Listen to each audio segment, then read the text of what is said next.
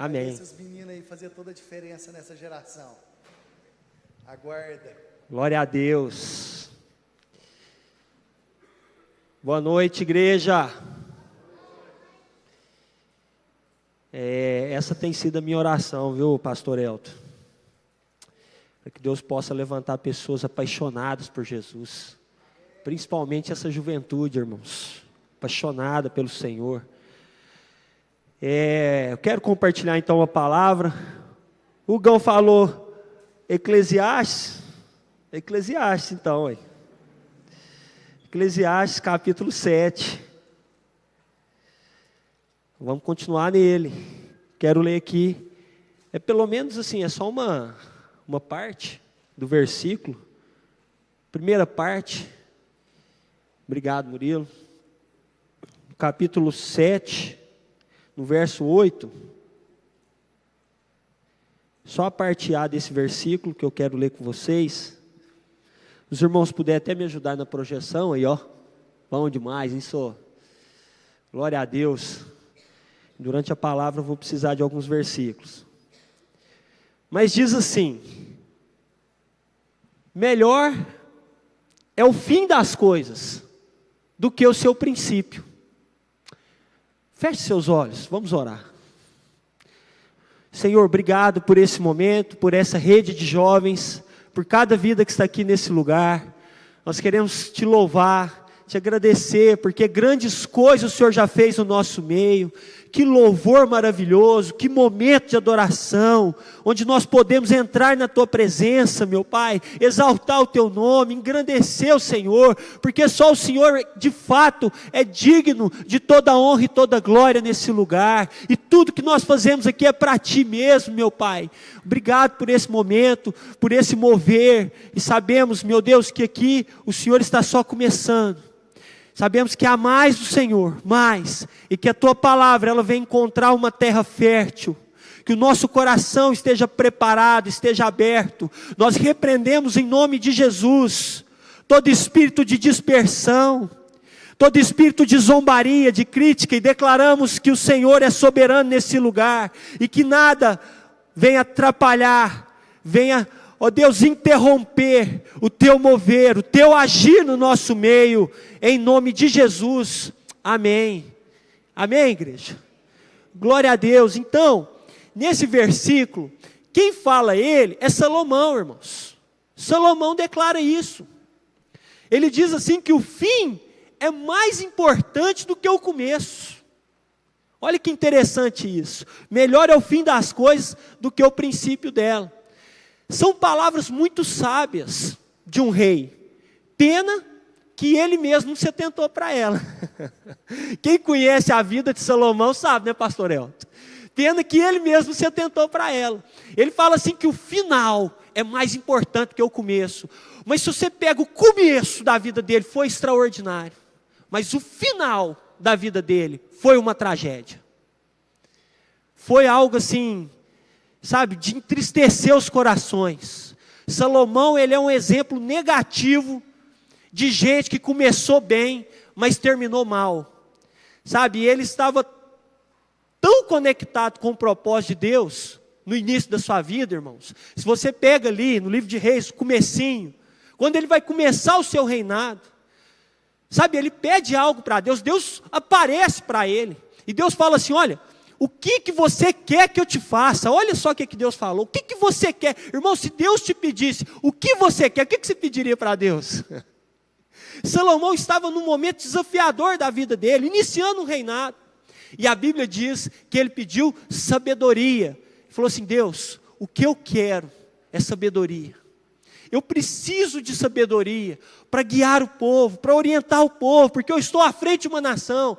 Irmãos, aquilo mexeu tanto com o coração de Deus, que Deus falou assim, Salomão, eu vou te dar, meu filho, não é só sabedoria não, eu vou te dar riquezas, eu vou te dar um palácio, eu vou te dar ouro, sabe, porque você merece.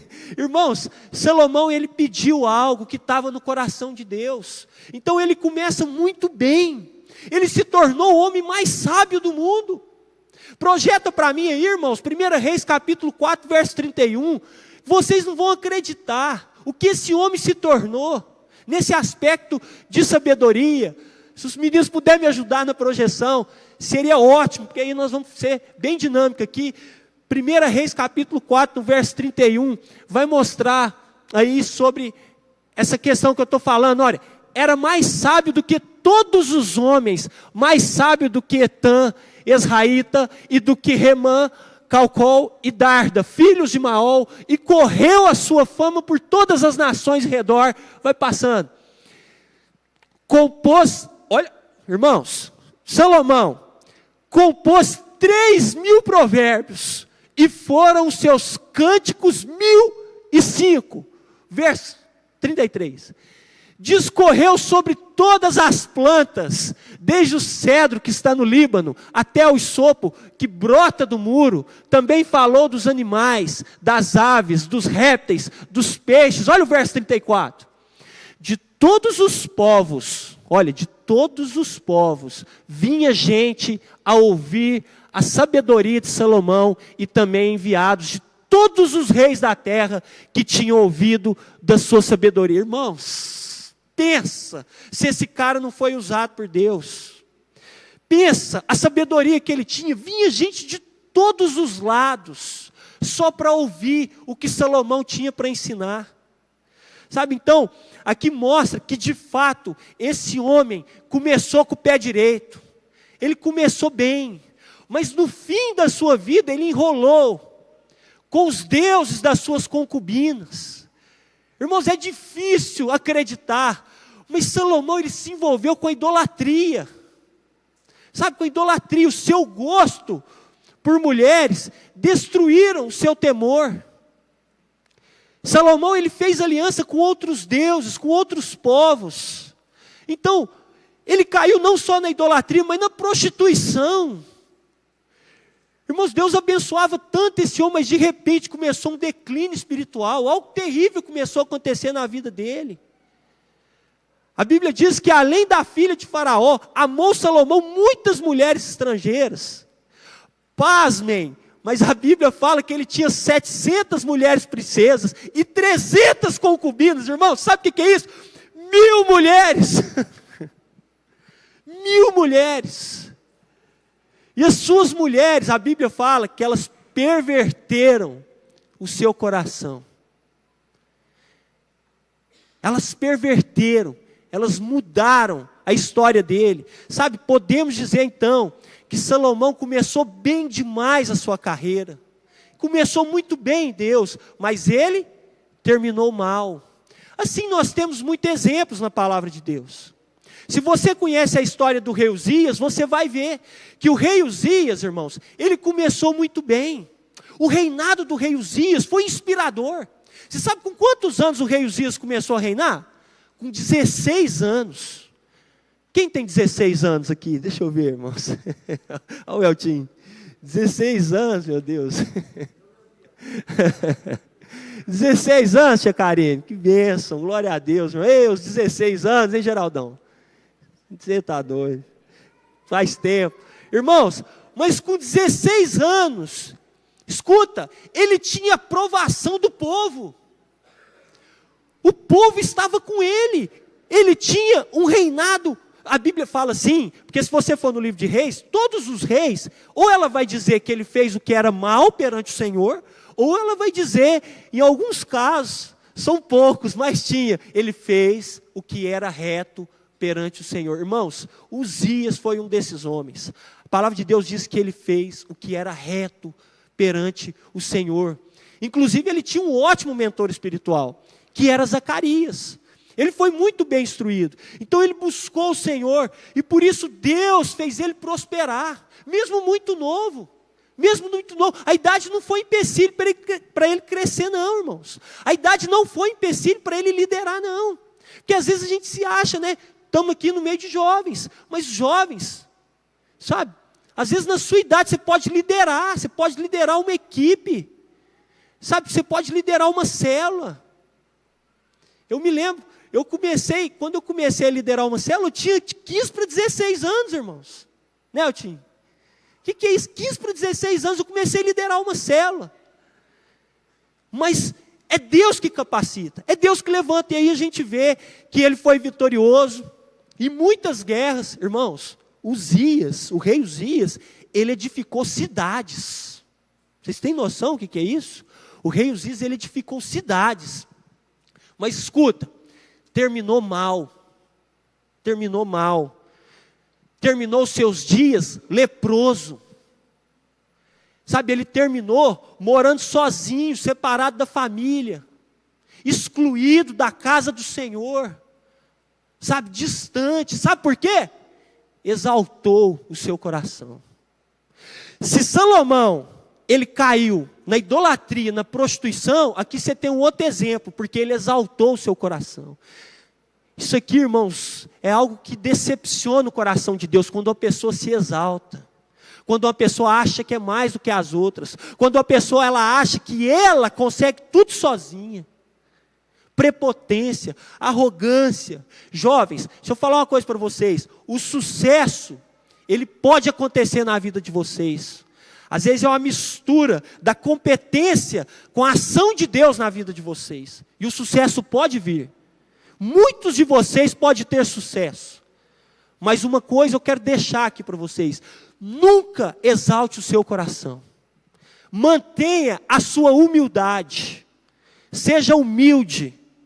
Tenha um coração quebrantado. Lembra das suas origens. Lembra de onde você saiu. Não é porque você está um passo acima, lá fora, que você está crescendo. Irmão, você pode pisar nas pessoas. Você não tem direito de fazer isso.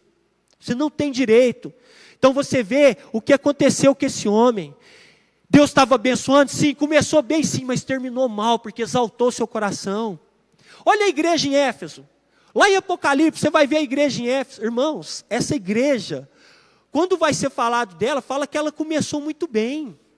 Era um amor efervescente.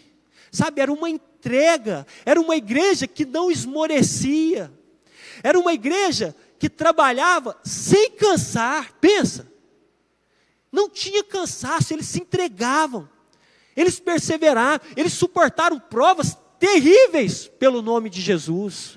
Então a igreja em Éfeso, irmãos, foi extraordinária, aguerrida em agradar, em cumprir os propósitos de Deus, conhecedora das Escrituras, todas as qualidades que você puder imaginar, tinha na igreja de Éfeso. Era uma igreja que tinha direção de Deus. Olha, essa igreja, ela desmascarava os homens falsos, os falsos profetas. Eles não permitiam a mentira, o engano dentro da igreja. Gente, era uma igreja assim, praticamente perfeita, né? Você fala assim, gente, eu quero fazer parte dessa igreja. É uma igreja ativa, é uma igreja muito abençoada. Mas escuta, mudou para pior. Você fala assim, Dudu, começou bem demais. Como que isso acontece? Aí você vê quando Deus chama atenção, dizendo que essa igreja, ela abandonou o primeiro amor. Você percebe que são várias questões que pode fazer você terminar mal, que às vezes você começou bem. Você vê que a idolatria, você vê lá a prostituição, você vê um que exaltou o coração. Aqui você vê uma igreja que deixou o primeiro amor, que esfriou. Sabe que o amor deles se esfriaram de fato. Então assim, é uma igreja que caiu da mais alta posição da graça, e derrapou na lama da religiosidade. Sabe quando a religiosidade entra dentro da igreja? Eles se afundaram na religiosidade, precisava se arrepender. Por isso que Deus diz, olha, lembra-te de onde você caíste, uma palavra de exortação, sabe? Então, olha Judas Iscariotes, irmãos, Judas começou muito bem, discípulo de Jesus. Judas, ele experimentou milagre, ele participou, ele viu, ele andou, ele sentou na mesa com Jesus, ele teve experiência extraordinária. Mas como que foi o final da vida de Judas, irmão? Como que foi? Como que Judas, quando eu falo Judas Iscariotes, você lembra de quê? De que você lembra? Traidor. Poderia ter sido diferente, irmãos. Poderia ter sido uma história diferente. Começou muito bem, mas terminou mal. A palavra de Deus diz que ele suicidou. Olha, que coisa triste, irmão. Um cara que estava ali no mover de Deus, junto com Jesus, ouvindo as palavras de Jesus. Sabe por quê? Avareza, amor ao dinheiro.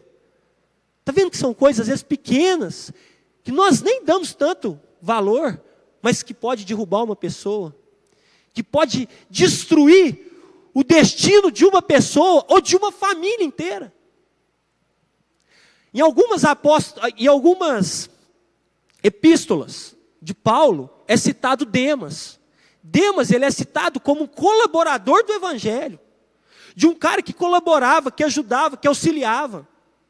Demas, ele era um cara participativo na obra de Deus, ele acolhia os apóstolos.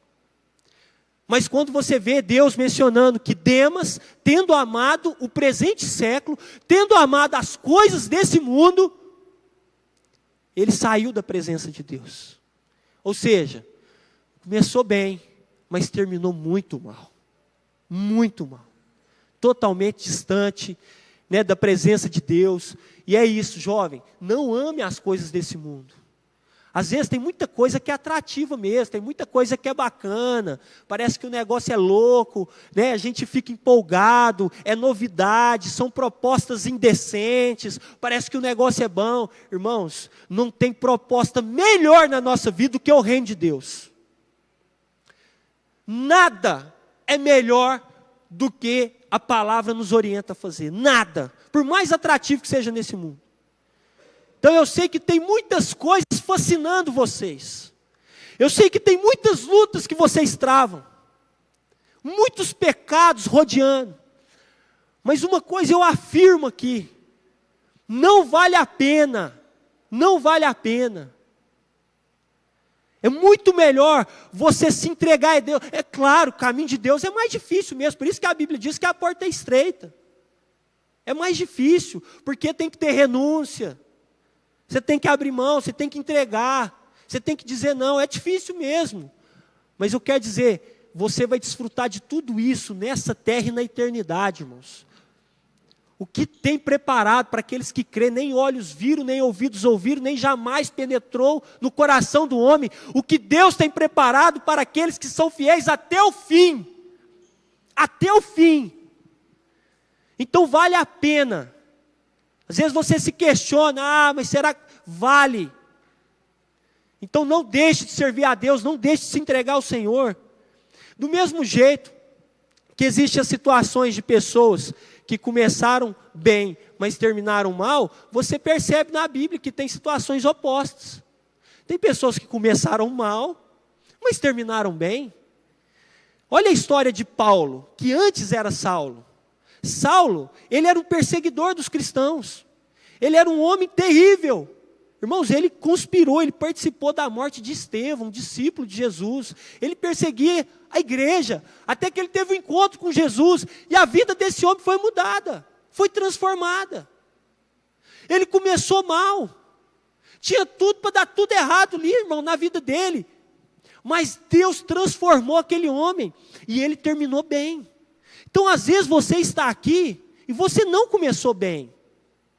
Às vezes tem áreas da sua vida que você não começou bem, que você está com dificuldade, que você não rompe. Irmãos, você pode terminar bem. O que Salomão falou? O mais importante é você terminar bem. É você terminar. Por mais que o começo não foi tão bom. O começo de Pedro não foi muito bom. Até quando ele estava com Jesus, ele negou Jesus. Mas depois ele se arrependeu amargamente. Mas o final dele foi extraordinário. Ele deixou um legado, ele deixou uma marca. Tem um homem na Bíblia chamado Manassés, que foi um rei que fez tudo errado. Sabe, irmãos, fez tudo de ruim. Mas ele, dentro do cativeiro, lá em Babilônia, ele se arrependeu e depois ele foi transformado. No momento mais difícil, nas noites mais escuras, ele tomou uma decisão de servir o Senhor. E Manassés foi transformado, ele terminou bem. Você vê que Zaqueu deu um passo, sim, começou mal, perseguido. Mas Zaqueu, irmãos, terminou com toda a sua casa na presença de Jesus. Então assim, são várias situações que eu posso citar aqui para vocês e falar. Mas e a nossa vida? E a nossa história? Eu e você, nós estamos escrevendo a nossa biografia todos os dias. Sabe, a nossa postura, a nossa atitude, os nossos gestos, sejam eles para o bem, sejam eles para o mal, estão sendo escritos no livro da nossa história. Você está escrevendo a sua história. E como está a sua história até hoje? Até aqui, como está a sua vida? Sabe, para aqueles que teve o privilégio de começar bem, meu irmão, continue, persevere. Se você começou bem, fantástico. Vamos embora, meu irmão. Vamos fechar com chave de ouro, vamos terminar bem. Sabe, mas para aqueles que começou mal, eu quero dizer que você está no lugar certo, porque esse lugar é lugar de transformação. Esse lugar é onde Deus faz. Foi nesse lugar que a minha vida foi transformada. Foi nesse ajuntamento com pessoas aqui que começou o mover de Deus na minha vida. E na vida de tantos que estão aí sentados, irmãos. Não é porque quem está aqui falando, ou por causa de um pastor, por causa de alguém, não, é porque Deus age nesse lugar, Deus se manifesta nesse lugar, por isso que as vidas são transformadas. Vocês entendem isso? O que acontece aqui não é coisa dessa terra, não é obra de homem, é obra dos céus, é agir de Deus nas nossas vidas. Então, você está no lugar certo, parabéns para você que está aqui nesse lugar, porque você está no melhor lugar. Então, queridos, Deus pode mudar a sua postura, como Ele fez lá com Zaqueu, como Ele fez com Paulo. E é claro que é muito bom começar bem, terminar bem, coroar com sucesso o final de qualquer caminhada que nós temos. Mas em cada área da nossa vida, a gente precisa construir isso, a gente precisa buscar. É igual um casamento. Às vezes um casamento ele não começou bem, não começou legal. Foi meio conturbado, foi meio atribulado. Mas, irmãos, ele pode terminar bem. Quantos creem que Deus pode reverter toda maldição em bênção? Vocês creem nisso? E pode terminar bem, até porque o casamento é até que a morte nos separe. Então ele tem que terminar bem, né? Não tem escolha. Então na nossa vida tem que ser assim, é o que nós estamos construindo. No seu emprego, se você está no seu emprego lá, irmão, você tem que ser bênção ali naquele lugar. Se amanhã ou depois ele não serve para você, você tem que sair pela porta da frente. Você tem que deixar um legado, você tem que deixar uma história positiva lá. Porque a sua história está sendo escrita. E o que você vai ser lá na frente, muito se deve ao que você começou aqui atrás. A sua história, se você pensar o que você é hoje, você é a construção daquilo que você foi vindo, escolhendo lá atrás. Então nós temos que pensar muito sobre isso, de como eu estou escrevendo a minha história, nos meus relacionamentos, com as pessoas, sempre de cara limpa. Irmãos, nós temos que ter cara limpa. É terrível você ver uma pessoa, às vezes, que tem rabo preso com alguém. Pessoa que não pode ir nos lugares, que tem que cortar a volta, que tem que atravessar a rua, que entra no lugar, fica com vergonha, sai, porque, nossa, essa pessoa não pode me ver, que deve alguma coisa para alguém. É terrível isso, irmão, isso é prisão. Isso é prisão, não, nós como filhos de Deus, se você tiver um problema para resolver, resolve, vai lá, conversa com a pessoa e resolve. Mas você não pode ficar preso nisso, não. Porque isso é cadeia, isso prende a vida das pessoas. Sabe, então assim também é na nossa carreira cristã, na nossa caminhada. Irmãos, às vezes a gente anseia tanto, né, um crescimento em tantas áreas. No estudo a gente pensa, né, em crescer, em se tornar um profissional. Às vezes um emprego que você está, você quer se tornar ali um gerente, né, um superior, um CEO, né, alguma coisa assim diferente. E você almeja, se você tem uma empresa, você quer que a sua empresa... A gente sempre busca crescimento, não é verdade? A gente sempre quer crescimento. Não, eu quero crescer. Eu quero que a minha empresa cresça. Sabe, eu quero ser bem sucedido, eu quero que o meu salário cresça. Eu quero que o meu faturamento aumenta. Irmão, mas você parou para perceber que você não tem essa ambição, às vezes, nas coisas de Deus, espiritual? Não, eu quero crescer em Deus. Não, eu quero ganhar uma vida, eu quero, né, ter uma célula. Não, eu quero ter mais intimidade. Eu quero ter mais tempo com Deus, eu quero levar uma palavra. Sabe, eu quero ter mais foco nas coisas de Deus, eu quero ser mais participativo, eu quero mergulhar mais, eu quero amar mais o Senhor. Já viu que nesses aspectos a gente esbarra? Porque a gente almeja mais as coisas dessa terra do que as coisas que são eternas. Isso é uma inversão de valores, irmãos. É errado você ser ambicioso? Claro que não, nós temos que ser, e temos que desfrutar do melhor dessa terra mesmo. Irmãos, mas nós precisamos querer as coisas de Deus também. Nós precisamos ansiar pelas coisas de Deus. Por isso que muitas pessoas saem da presença de Deus, porque elas amam tantas coisas desse mundo, elas começam a experimentar tanta abundância lá fora, que elas esquecem de Deus, elas nem participam mais, elas deixam de vir na igreja. Elas não conseguem conciliar as coisas, porque ficaram obesas das coisas desse mundo. E eu quero te dizer, irmão, as coisas desse mundo vão ficar, mas as coisas eternas não. Então, se o seu foco está só nas coisas dessa terra, eu quero te dizer, com muito pesar no meu coração, vocês são os mais miseráveis dessa terra.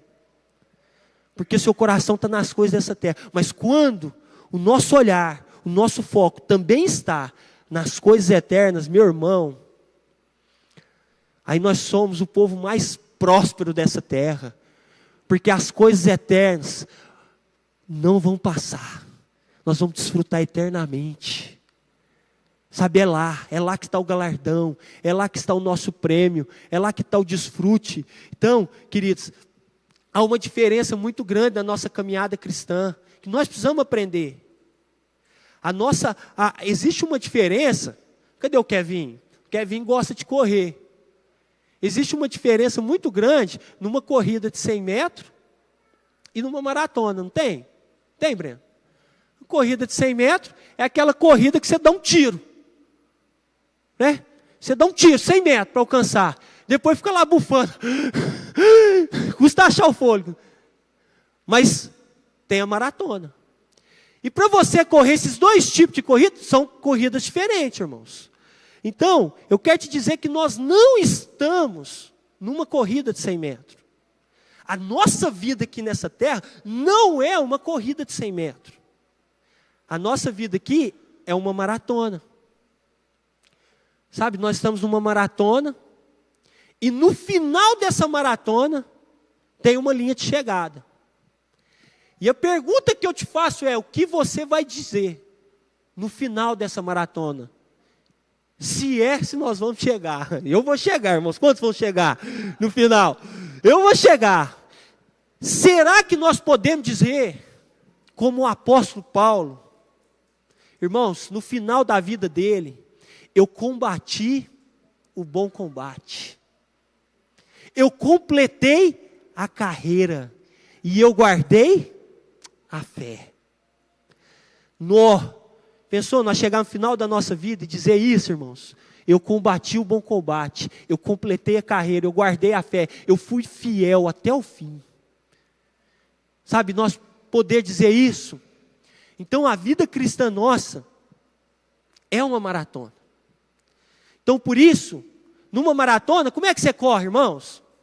Num ritmo médio, né, Adriano? Um ritmo médio, mas constante. Uma maratona se corre assim, num ritmo médio, mas constante. Ou seja, é assim a nossa caminhada com Deus. Você vai correndo, é um ritmo, mas você tem que ter constância. Constância é algo que não pode faltar na vida dos cristãos. Às vezes, em alguns casos, a nossa humanidade vai querer falar mais alto, né? Nós nos deparamos com as nossas fraquezas. Né? Então, assim, algumas coisas vão acontecer no meio do caminho. Vai ter momentos que nós vamos fracassar. Vai ter momentos que você vai errar. Sabe, vai ter momentos que você vai querer desistir, vai querer jogar a toalha. Mas eu quero dizer, não pare. Continue. Não desista dessa maratona, irmãos. Sabe por quê? Porque o fim sempre é mais determinante que o começo. Então é muito importante você pensar sobre isso que eu estou falando. Eu quero que os seus olhos estejam no fim. Como que vai ser o seu fim? Irmãos, olha o que eu falei do rei Uzias. Ele terminou sozinho. Leproso, sem a família, sem ninguém, isolado. Quer uma tristeza maior do que essa? Isso é fruto das escolhas. Como que você vai estar lá na frente? Quem são as pessoas que vão estar com você? Qual é o legado que você está deixando? E eu quero pegar alguns minutos aqui só para trazer uma reflexão com vocês sobre a vida de Saul, que foi o primeiro rei de Israel. Porque através da vida de Saul, nós vamos observar sinais de um declínio. Sinais de um declínio na vida de uma pessoa. Até porque as coisas, elas não acontecem do dia para a noite. Uma pessoa não sai da igreja do dia para a noite. É um processo. Muitas coisas vão acontecendo. São decepções, amargura, tristeza, são fatos, tantas coisas que podem ir acontecendo, mas que às vezes vai ocasionando, mas são declínios, são coisas que não são tratadas, mas são declínios, são sinais que nós vamos percebendo na vida de uma pessoa. Um casamento ele não acaba do dia para a noite, não é assim, irmão, você sabe que na nossa vida é desse jeito. Uma pessoa ela não perde o emprego do dia para a noite. Não, cheguei aqui, deixa eu te falar, não tem jeito não. Até porque se ela fosse uma pessoa extremamente competente, ela jamais ficaria fora daquela empresa, daquela organização. Até porque ela é boa, ela soma, ela dá resultado. Se você é alguém que dá resultado, por que vai correr com você? Então, assim, são fatos que acontecem na nossa vida, mas que não são assim, do dia para a noite. São sinais. E às vezes, pode ser que você se encontre num declínio. Você está até na igreja hoje, você está me ouvindo aqui, mas você está num declínio às vezes. Você está indo, está rolando, já está indo, você já está com o pezinho lá, mas ainda você tem alguma coisa ainda te segurando. E eu quero te desafiar a tratar isso aí, irmãos. Porque eu vou te falar, a igreja, ela pode ter todos os problemas do mundo, mas ela ainda é o melhor lugar. Não existe melhor lugar do que a igreja na vida de uma pessoa. Você pode ver que na igreja, assim, toda sorte de bomba que tem, eles mandam para a igreja. Não, na igreja eu acho que dá certo, né? Elton? Na igreja dá, porque as pessoas ainda acreditam na igreja. Então, olhando para a vida de Saul, para contextualizar, não sei se você conhece, mas na época em que Saul vivia, o povo de Israel era liderado por um profeta, Samuel, um juiz. Irmão, eram juízes que cuidavam de Israel. Então, Samuel já estava muito envelhecido, já estava ficando velho, e combinando ali com as frequentes ameaças, principalmente dos filisteus, porque os filisteus perseguiam o povo de Israel, né? O povo começou a pedir um rei, porque o povo estava se sentindo desprotegido. Aí o povo de Israel falou, gente, nós precisamos de um rei. Então, né, Samuel ele não aguenta a pressão, e eles desejam ter um líder guerreiro, que segundo eles, pudesse livrar das investidas, né, daquele povo, né, dos filisteus. E a Bíblia diz que no certo dia Saul estava procurando algumas jumentas do seu pai, que havia desgarrado, e ele encontra com Samuel. Ele encontra com Samuel. Samuel era um juiz, um profeta, e o profeta ali naquele momento profetizou sobre a vida de Saul, que ele seria o rei. E ele ungiu, mesmo de forma secreta, na terra de Zuf, ele ungiu Saul como rei. Mais tarde, Samuel confirmou isso, esse reinado. Você percebe que o reinado, eu estou falando tudo isso para vocês entenderem, que o reinado de Saul, irmãos, começou bem. Começou bem. O povo pedindo, o profeta debaixo da cobertura, houve uma unção, houve palavra, né? Então, sim, começou bem, tanto é que depois ele confirma a escolha e ele apresenta Saul de forma pública, apresenta para todo mundo, está aí, ó. Esse aí é o rei. Se vocês tinham pedido um rei, eu estou apresentando para vocês aqui um rei. Então, além de derramar o óleo na vida daquele homem, ele declarou palavras, dizendo, Saul, o Senhor é contigo. O Senhor é contigo. Saul teve palavra de Deus. Saul teve orientação de Deus. Saul, ele não foi um cara que foi jogado lá de qualquer jeito, não. Ele teve uma palavra, ele teve uma direção. Ele teve uma unção, um óleo sendo derramado sobre a vida dele. É como se houvesse, de fato, uma preparação. Então, ele começa muito bem. E ele mostra, logo no início, toda a sua habilidade, como um guerreiro. Quando o rei Amon, isso aí foi uma das primeiras batalhas, né, que era Naás, ele sitia Jabes de Gileade, que era uma terra de Israel, e Saul, irmãos, ele lidera o exército dele e destrói os amonitas, ele destrói, sem chance para eles, porque eles estavam invadindo a terra de Israel. Então olha só para você ver, é um começo triunfante. Ele destruiu tudo, ele protegeu o seu povo. Naquele momento o povo abraçou ele. O povo falou: o que é isso? Até aqui era uma campanha de bater palma. Era uma campanha que o povo falou assim: gente, nós achamos o cara. E eles celebraram o reinado. Se você ver, tem uma passagem que lá em Gilgal, eles celebraram o reinado de Saul. Todo mundo celebrou, todo mundo achou bom, ele tinha aprovação do povo. Então, você vê que Saul, ele foi construindo, ele não tinha só um exército, ele tinha toda uma nação com ele. Ele tinha toda uma nação que estava caminhando junto com ele. E Israel conquistou muitas coisas sobre o reinado de Saul.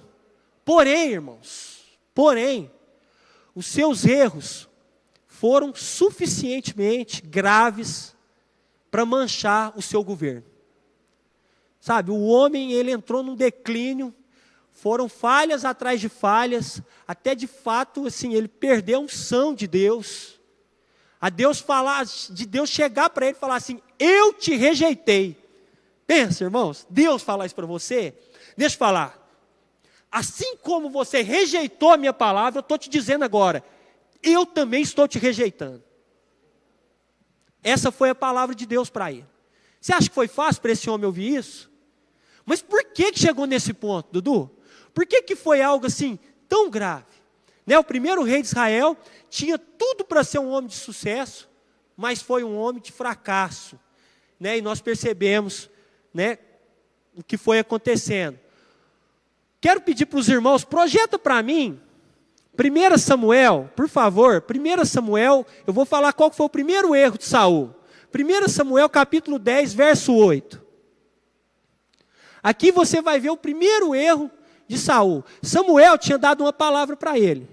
Samuel falou assim: olha, você vai fazer tudo isso, vai ter pessoas te esperando. Foi trazendo orientação para ele. Você vai fazer isso, você vai caminhar dessa forma e tal. Gente, tudo debaixo da palavra de Deus. Mas aí, quando você chegar em Gilgal, você vai esperar 7 dias. Você vai me esperar para que eu possa sacrificar. Para que eu exerça o meu papel de sacerdote. Irmãos, e aí a Bíblia diz, né, aqui: tu, porém, descerás adiante de mim a Gilgal, e eis que eu descerei a ti para sacrificar o holocausto e apresentar ofertas pacíficas. 7 dias esperarás, até que eu venha ter contigo e te declaro o que há de fazer. Agora projeta aí o capítulo 13, no verso 12. Projeta aí, 1 Samuel capítulo 13, verso 12. Ele recebeu uma palavra do profeta, irmãos. Aqui foi a primeira palavra de Deus para ele. Eu disse comigo: agora descerão os filisteus contra mim, Gilgal, e ainda não obtive a benevolência do Senhor, e forçado pela circunstância eu ofereci. Irmãos, ele não esperou Samuel, ele foi lá e sacrificou, ele quis exercer o papel de Samuel. Queridos, essa expressão, forçado pela circunstância, aqui demonstra o primeiro erro na vida desse homem, que às vezes pode acontecer na nossa vida, que é de ceder. O primeiro erro foi ceder. Você tem aquilo que é certo, é aquilo que você tem que se apegar, que é a palavra de Deus, mas existem as circunstâncias do mundo, a circunstância das pessoas, a circunstância às vezes da nossa própria família, que nos força a querer fazer algo, mas que você sabe que não está no propósito de Deus, que não é da vontade de Deus. E às vezes muitos de nós estamos cedendo. Ele não aguentou a pressão.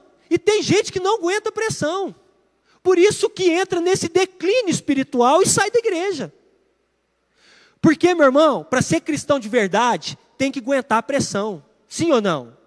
Tem que aguentar. Quantos têm pressão? É só eu, irmãos. Vocês sofrem pressão? No trabalho, na casa de vocês. Que benção, fico feliz. Não é só eu, então. Muita gente aqui sofre uma pressão. Irmãos, nós somos pressionados por tudo. É pela mídia, é pela família, às vezes é pelas as amizades, é por várias coisas que nos envolvem. Os jovens aqui, quantas vezes são pressionados dentro da escola a fazer algo que eles não querem fazer? Às vezes você que está na faculdade também, da mesma forma, você é forçado, a circunstância, sabe, o negócio aperta. Mas são momentos como esse que você tem que passar por essa prova de fogo. E a Bíblia diz que ele cedeu. Então esse aqui foi o primeiro erro. Ele foi precipitado. Ele não esperou o tempo de Deus. Irmãos, se Deus falou, Deus vai fazer. Se Deus falou, aquela função não é dele. Por que ele foi usurpar o ofício sacerdotal? Que não era dele. Então se tem algo que mexe, que desagrada a Deus, é quando você, sabe, tenta mudar aquilo que Deus falou. Irmãos, por isso que a Bíblia ela é exata. Ai daquele que tirar ou colocar algo a mais na palavra de Deus. A Bíblia ela é exata, ela é perfeita. Não mexa na Bíblia. Então, queridos, sabe, ele tentou se justificar. Quantas vezes nós somos assim? A gente erra, a gente cede. Não, aconteceu, meu irmão. Não, mas é porque, não, está difícil. Nossa, foi complicado, porque fulano fez isso, aí eu vi, na hora que eu vi naquela situação, aí eu falei, não tem jeito, agora eu tenho... Gente, sabe o que as pessoas... Que dá preguiça de ouvir? Dá preguiça. Irmão, nós tínhamos que parar, jogar esses argumentos nossos no lixo. Passar o óleo de peroba na cara e falar assim, deixa eu falar para vocês, eu errei, eu falhei, me perdoa, eu falhei, o erro foi meu. Nossa, as coisas resolvem muito mais rápido. Agora que a pessoa que quer, não, porque olha só, foi muita pressão, como eu estou falando, eu fui forçado pela circunstância. Meu irmão, sabe, pede perdão, assume os seus erros, assume as suas consequências, vai, abraça essa causa aí, que Deus vai te abençoar. Deus vai mudar a sua sorte. Nós vamos errar mesmo. Você não é perfeito não, às vezes você vai errar. Mas para de ficar justificando. Para de querer, sabe, dar um jeitinho na situação. Isso não existe. Então o primeiro erro dele foi ceder. O segundo erro dele está lá em 1 Samuel, capítulo 15, verso 3. Põe para mim, por favor. Eu vou ler o 3, aí depois você coloca o 9. Olha só. Olha a palavra de Deus. Vai. Pois agora... Aqui ele recebe outra palavra de Deus, irmão. Ou seja, o nosso Deus é um Deus de oportunidade. É um Deus que dá oportunidade. Deus está dando outra palavra. Vai, pois, agora, fere Amaleque, destrói totalmente tudo o que tiver. Nada lhe poupes. Porém, matarás homem, mulher, meninos, criança de peito, bois, ovelhas, camelos, jumentos. Você vai matar tudo. Põe no verso 9. E Saul e o povo, o que eles fizeram, irmãos? Deus falou, não poupes. Deus falou para ele, não poupes. Primeiro, espera. O sacerdote, ele vai fazer, não, ele não esperou. Agora Deus falou assim, olha, não é para você poupar nada, não é para você poupar ninguém. Saul e o povo pouparam Agag e o melhor das ovelhas, dos bois, dos animais gordos, os cordeiros, o melhor que havia, e não os quiseram destruir totalmente, porém toda coisa vil, desprezível, eles destruíram. Irmão, segundo erro dele, poupar. Primeiro foi ceder, agora foi poupar. Sabe, em segundo lugar, o rei Saul desobedeceu mais uma vez o Senhor, quando ele desprezou uma orientação de Deus. E aqui, irmãos, Deus não pediu para ele fazer uma reinterpretação. Deus não pediu para ele fazer uma reavaliação da ordem que foi dada, porque a ordem foi exata. Deus não deixou brecha na palavra para ele tentar, sabe, dar uma articulada naquela... Não. Mas mesmo assim, sabe, ele desobedeceu e foi uma desobediência, é que a gente chama de parcial, né? É algo, ele obedeceu de forma parcial. Que para Deus isso aqui tem um nome. Nessa mesma passagem fala que a obediência de forma parcial é como o pecado de feitiçaria. É rebelião. Então, irmãos, mais uma vez, esse cara errou. E cuidado com essa obediência parcial, porque nós somos mestres nisso. Você sabe o que é certo? Ele sabia o que era. Mas a gente prefere relativizar a palavra. Quantas vezes nós não somos assim, irmãos? Já viu aquela síndrome? Não, mas o que tem? Não, mas não tem problema. Não, mas não tem nada demais nisso. Irmão, já tem muita gente falando assim, já está indo para o inferno. Porque está relativizando a palavra. É a síndrome da serpente. Vocês lembram lá em Gênesis? Quando a mulher está lá conversando com a serpente, aí ela fala, não, porque Deus falou que não é para comer. Ó, não é para comer, essa é a palavra. Não é para comer. Aí a serpente fala, não, mas Deus, não é bem assim não. Você tá levando as coisas muito a ferro e fogo. Você não precisa pegar... Não, aí. Mas eu sei por que ele está falando isso. É porque o dia que você comer, você também vai ser conhecedor do bem e do mal como ele. Não sei como é que é. Mas eu vou te falar, é uma experiência única. Olha as propostas da serpente. Irmãos, quantas vezes nós não somos assim? Hoje no mundo, parece que virou moda ser evangélico. Porque você pode fazer o que você quer de qualquer jeito. Então nós precisamos ter uma postura diferente. Irmãos, quando se trata da palavra de Deus, ela é exata. Deus falou, não poupe, não é para poupar. Não faça, não é para fazer, ué. Então, esse aqui foi um segundo erro. E você vai percebendo sinais na vida desse homem que foi trazendo um declínio. Depois, no capítulo 15 ainda, o verso 14 e 15. Coloca aí o verso 14 e 15, que é o último. Vou citar só mais esse aqui para nós finalizar. Verso 14 e 15. Diz assim, então disse Samuel, que balido, pois, de ovelhas é esse? Nos meus ouvidos, o mugido de bois que ouço. Olha o verso 15. Respondeu Saul, de Amaleque, os trouxeram, porque o povo, irmãos, ele jogou para o lado do povo. Deus falou para quem? Para ele, não poupar. Ele falou assim, porque o povo poupou o melhor das ovelhas, dos bois, para sacrificar ao Senhor teu Deus. Põe o verso 20 e 21. Olha aqui para vocês verem. Então disse Saul a Samuel, pelo contrário, eu dei ouvidos à voz do Senhor e segui o caminho pelo qual o Senhor me enviou. Olha o que ele está falando. Não, eu segui direitinho. E trouxe Agag, rei de Amaleque, os amalequitas, mas eu destruí totalmente. Coloca outro. Mas o povo tomou do despojo das ovelhas e bois o melhor designado de destruição para oferecer ao Senhor. Mais uma vez ele jogando para o povo. Irmãos, ele fugiu da sua responsabilidade. Isso aqui é a marca de que a pessoa já está desandada. É quando ela foge das responsabilidades. É quando ela joga para cima do outro. É quando ela fica procurando culpado. Ele não assume a culpa. Ele transfere a responsabilidade. É igual lá Adão. Adão falou assim, foi a mulher que o Senhor me deste. Aí, quando chega na mulher, a mulher falou, não, foi a serpente que me enganou. Só faltou Deus falar para eles, não, daqui a pouco o culpado sou eu, não é possível. Porque não tem culpado nessa história, irmãos. As pessoas vão transferindo. É igual quando Moisés sobe no monte, e ele está lá com Deus, irmão, o povo começou a perder, e Arão não sabia o que ele fazia. O que Arão fez? Um bezerro. Vocês lembram disso? Fez um bezerro de ouro. Aí quando Moisés desce, vai falar com ele, mas o que é isso, Arão? O que aconteceu? Ué, o povo foi trazendo o ouro, eu fui jogando no fogo e saiu esse bezerro. Irmãos, como assim? Nós precisamos assumir as nossas responsabilidades, das consequências. Nós não somos perfeitos. Como eu falei, a equipe de louvor pode subir, nós vamos finalizar. Mas nós não somos perfeitos, irmãos. Nós vamos errar. Mas o problema é você não assumir, é você fugir. Tem responsabilidade que é sua dentro da sua casa. Tem coisas que você precisa resolver. Não é ninguém que vai fazer por você. É você que tem que resolver. E aí, irmãos, no capítulo, agora, 2 Samuel, o último versículo, no capítulo 1 de 2 Samuel, coloca para mim, no verso 8.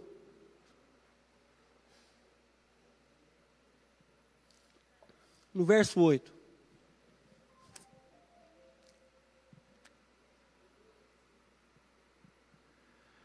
Diz assim, aqui, Saul, ele já está à beira da morte.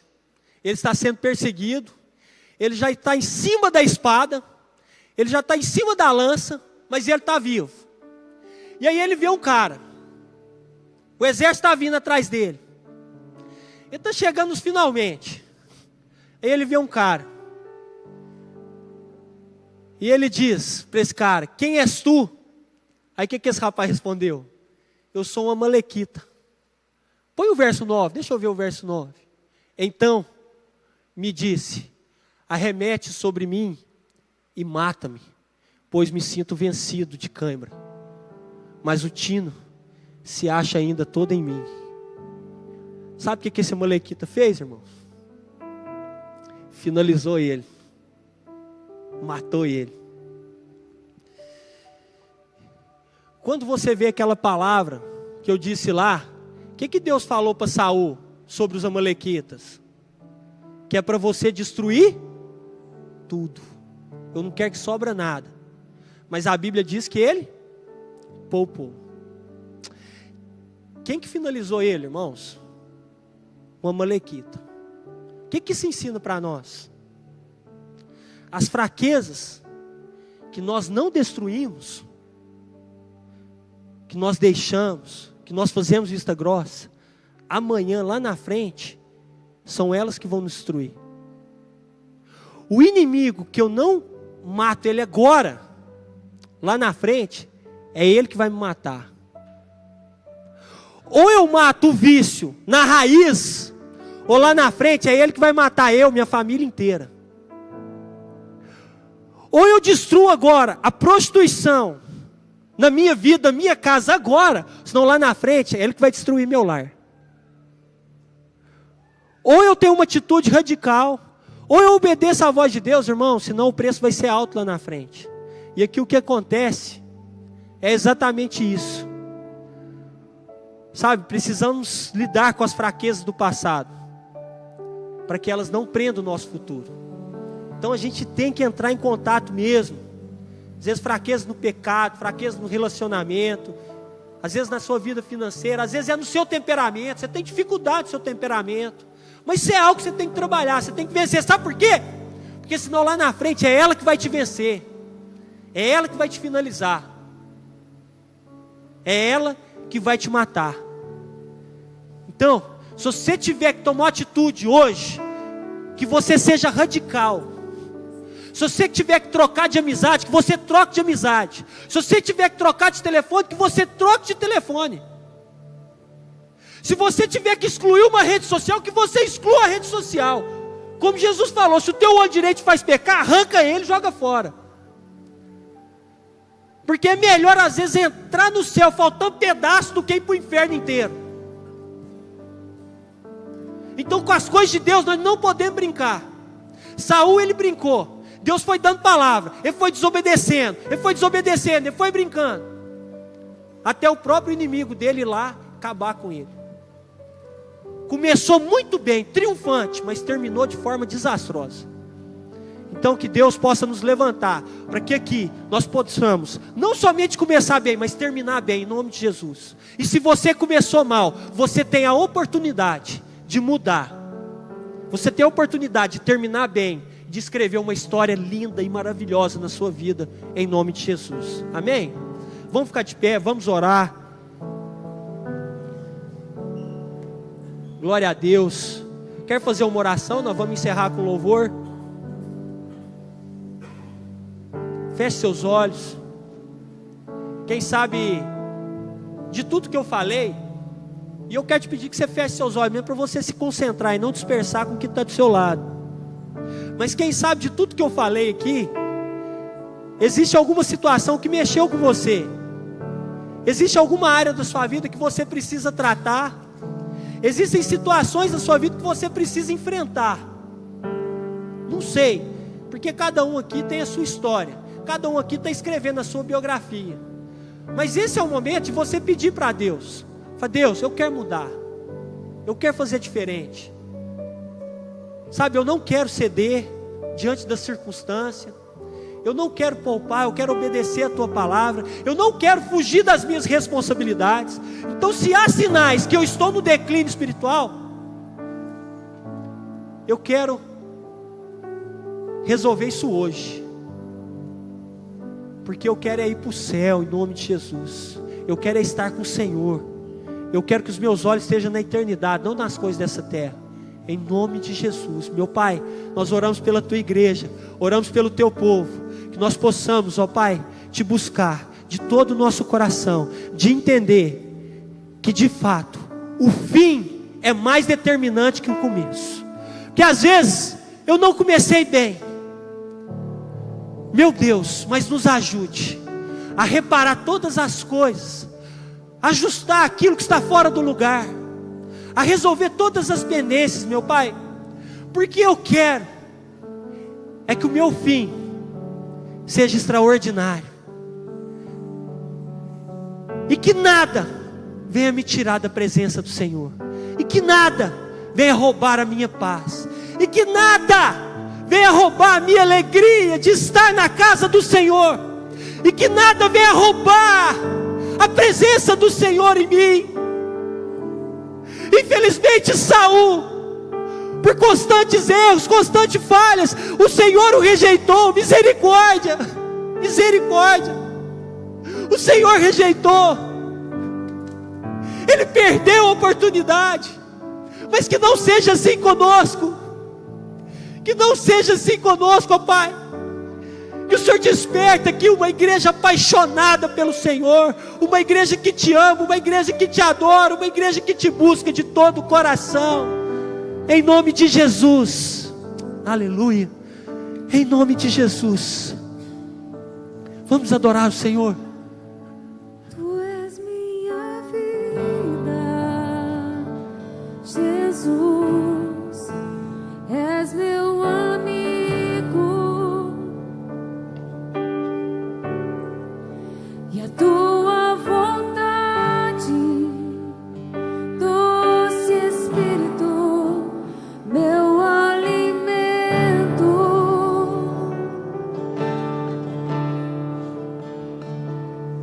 Sem ti não há valor em mim. Sou como um vaso de barro, pronto a ser quebrado, para ser o que queres de mim. A tua presença é tudo que eu preciso.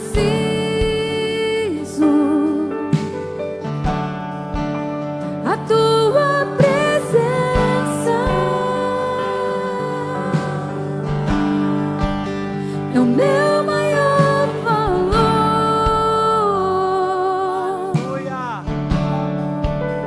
Atrai o meu coração, atrai o meu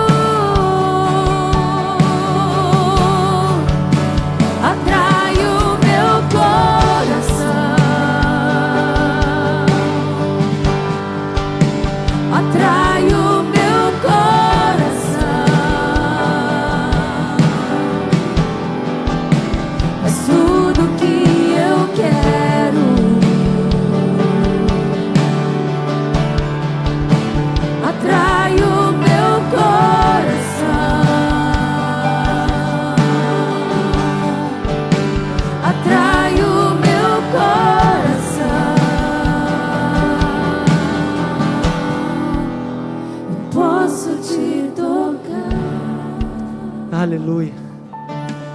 Obrigado, Jesus. A tua presença é o meu maior valor. Se nós temos valor aqui nessa terra, é pela presença do Senhor. O que seríamos de nós sem a tua presença? A tua presença é o meu maior valor.